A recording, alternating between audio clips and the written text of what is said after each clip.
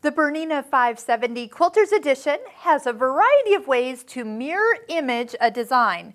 So let's start with a design that actually has a left and right as well as an up and down. Now what I'm talking about is that it's not symmetrical in all directions. So I will tell you, sometimes I have to scroll to actually find one.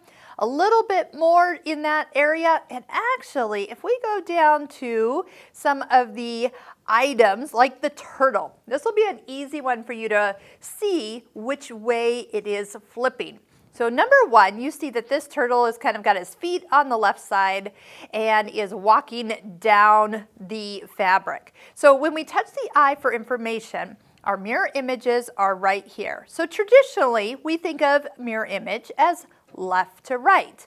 So why would you even want to mirror image a design in the first place? Well, sometimes when you're sewing down a fabric, you realize you want that stitch to go the opposite direction, and instead of pushing all your fabric into the opening of your machine here, you can just flip the stitch.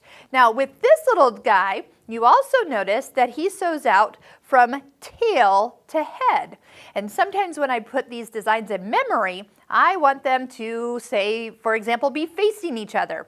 So that's what the other mirror image is for. It flips it end to end. So did you see how now the design is going to stitch more head towards the tail? So you can actually have, as you saw, both mirror images on, one mirror image, or the other mirror image. So you can actually have your designs going in all four directions without you having to turn your fabric. So whichever way you see here on the screen, this is actually the way it's going to stitch on your fabric. So play around with your decorative stitches when you're sewing them out and making your stitch book.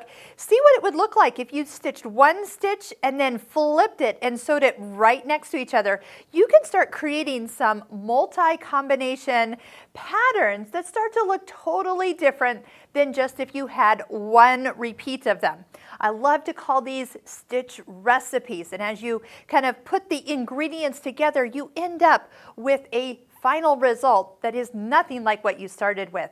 So have some fun, stitch out your decorative stitches, and don't forget to take a look at our videos on how to make the ultimate stitch book.